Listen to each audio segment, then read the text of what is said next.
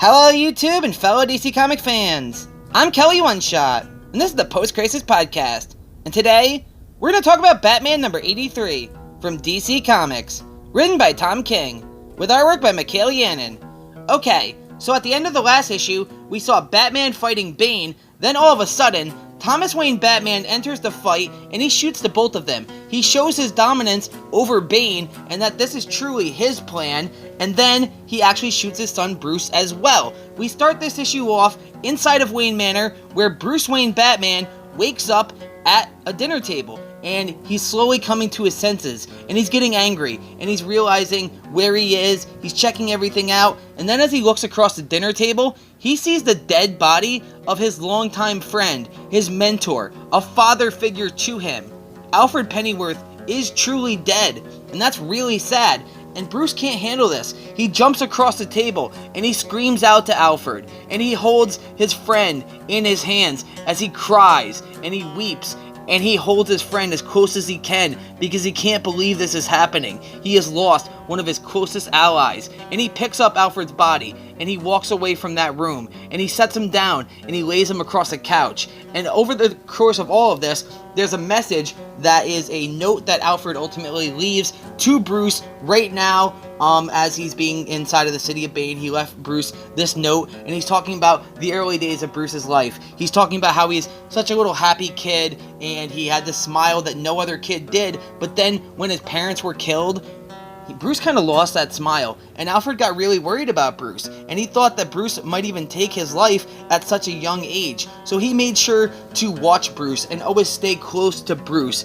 and he says that eventually the two of them started playing together again. He started training Bruce on things that he learned from his time in the British military there in M16 or whatever it's called there. And he started teaching Bruce these things, and Bruce really adopted and responded to these things. And he mentions how he saw Bruce as a young man making that vow to war on crime, and he says how that vow ultimately saved a young Bruce Wayne because it gave him purpose, it gave him hope, and it gave him redemption, and he's able to help other lives. So Alfred, even though he didn't fully agree with it, he helped Bruce throughout all of this. And as Bruce is looking at the body of his dead friend, he actually takes off his cape and he drapes it over Alfred, and he lays it across Alfred, covering him up, and he looks at his friend and he cries and cries some more. And I gotta tell you, Michael Yannon kills the whole artwork in this book. Michael Yannon is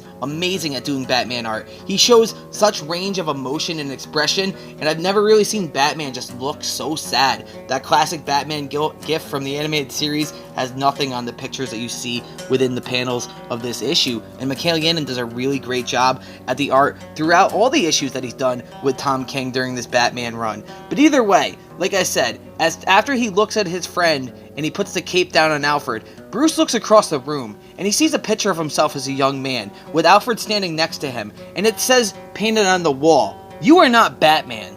This is a message from Thomas Wayne to Bruce, because Thomas wants to be the Batman. He wants to take over this city and take over this universe, and he doesn't want his son, Bruce Wayne, to have to be Batman. Or at least that's what he says his motivations are so far when we saw the button and all that other stuff that happened throughout this Tom King run. Either way, like I said, you see the messages happening here. After Bruce looks at that message, he stands up and he opens a door, and he sees that there's a brick wall behind it, that Bruce is essentially trapped in this room.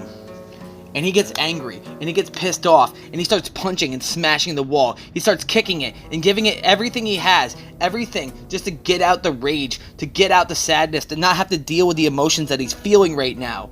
But it's not enough. He can't break through, and he cracks, and he starts crying. And then in the message here from Alfred to Bruce, Alfred actually mentions that after all of this time, eventually he saw Bruce smile again. He saw Bruce happy. That day that he was on the rooftop waiting for her, he's talking about Catwoman, Bruce was there in a suit and tie, and for the first time in a long time, Alfred saw Bruce smiling and happy, and he was so handsome, and he was the man that Alfred always knew that he would become.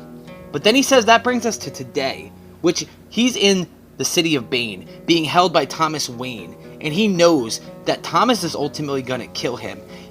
Alfred mentions that he actually sent a signal to Bruce to come save him, because he said that he was safe, because that was a part of Bruce's plan, because Bruce believed that Alfred was safe, and this was, like I said, a part of his great plan to leave the city, come back. We've talked about it in a number of issues here, and so Bruce came into the city. He thought everything was okay, and Alfred's apologizing. He's like, I'm sorry, because unfortunately, I couldn't find a way to run away, and I expect that Thomas is going to kill me now. And he's like, why do you think that I lied? And the answer is that I didn't want my death to crush you, to defeat you. I chose not to be an instrument of your downfall, but instead be the cause of your salvation. I will die here because I choose to die here. And there is such joy in you, Master Bruce, and I know who you can become because I've seen it before. And he says that this cannot break you. You need to smile again, and you will smile again. Just one day. And then this actually kind of goes on here, and Bruce again, he looks at the painting on the wall of him and Alfred, and Alfred's body's right there underneath him, and it says, "You are not Batman." And then we actually get Alfred talking about the I Am Gotham run here, when Bruce was on that plane, and he thought he was going to die at the beginning of this Tom King run, that he was going to go down with that plane, trying to stop that plane from crashing before Gotham and Gotham Girl stopped it, but Bruce truly thought he was going to die, and he was in the comm link with Alfred during that, and he asked Alfred if his parents would have been proud of him, and Alfred tells him that I gave you an answer, because that's what you wanted to hear.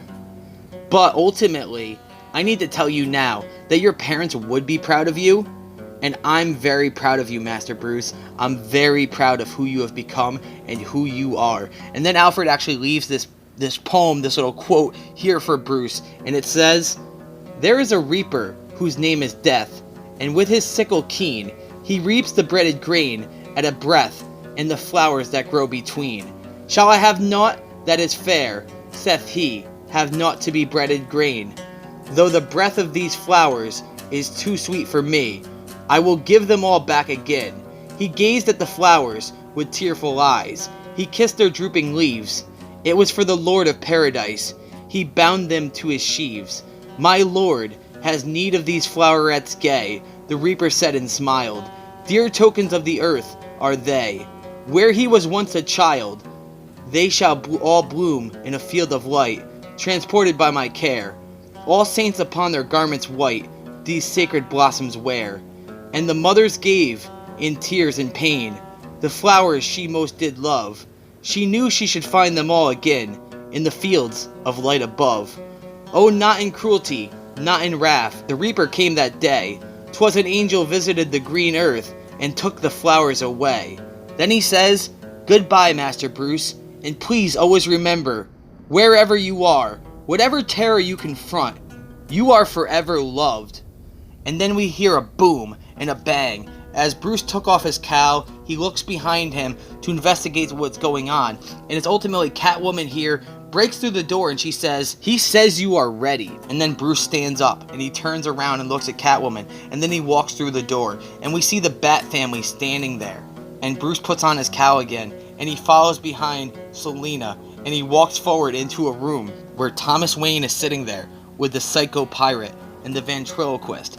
And it seems like Thomas has used the Psycho Pirate to take control of the Bat family, to manipulate the Bat family and control them, including Selina here, and they all seem to be puppets to Thomas Wayne. But the Ventriloquist is here as well. Now, the Ventriloquist is immune to Psycho Pirate's powers, which was a part of Tom King's run with the whole I Am Bane, I Am Gotham, I Am Suicide stuff here, where he used the Ventriloquist and his plan to defeat Bane when Bane had the Psycho Pirate, because he's immune, because ultimately the Ventriloquist himself can only be controlled by Scarface the puppet, so he's kind of like a blank slate here. He's just this big, dumb, goofy rock, and so his powers, the Psycho Pirate's powers, can't be used against the Ventriloquist here. So it's funny though here, because it's really like, which one of these three people are pulling the strings, because the Psycho Pirate could be manipulating any number of them except for the Ventriloquist. But it's also key to remember here that the whole concept of a Ventriloquist is to control a dummy, though the Ventriloquist himself is controlled by the dummy.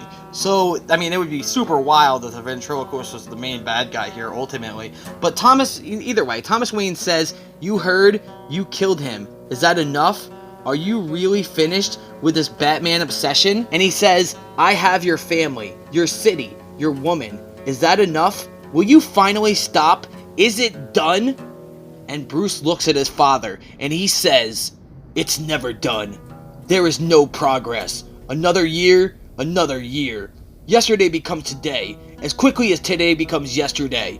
You will never stop, and neither will I. One more time, Father, for Alfred." And that's actually the end of the issue here. And we see that Bruce is willing and ready to confront his father and do battle with him here, even though the Psycho Pirate's here, the Ventriloquist is here, the entire Bat family is here, and under the control of Thomas, the Psycho Pirate, Ventriloquist. Who knows, really? I don't know why they're making such a big deal about Wesker being here, and he's got to have some level of importance here to Thomas. They've been acting like he's his butler, but is that really the case? I mean, the Psycho Pirate could be the leader here. Who really knows? We only have 2 issues left in this Tom King run. After this, we have 84 and 85, and that's the end of the King run. And then King will continue his series essentially in a 12-part miniseries called Batman and Catwoman, which they're going to deal with the Mask of the Phantasm and who knows what else. And that's essentially what was going to be Tom King's last 15 books. But I digress. James Tynion IV is going to take over. We all know how that's going. We might even go into this whole 5G thing, which I really hope they don't do. Either way, this issue was really good. It was very touching. It was very emotional. The artwork was amazing. Like I said, I really enjoyed everything that was going on here. I can't wait to see how this series wraps up as a whole. I'm very interested, very excited, and I've been very invested in this Tom King run over the last few years. It's been one of my favorite books over the last few years, and it's going to be sad to see it end. I know James Tynion is capable, and I know that we're going to essentially continue this story in that little mini-series. There's going to be a 12-part series. I'm excited for it. But either way, I'm your host, Kelly One Shot. As always, you can check out this video on youtube.com/OneShotTheory. You can also visit comicbooklegion.com, where you can check out this video, different contributions I've made, contributions, reviews, podcasts, news, stories, updates from other contributors on the website as well. That's comicbooklegion.com. As always, I'm your host, Kelly One Shot. You take care, have a great day, and goodbye!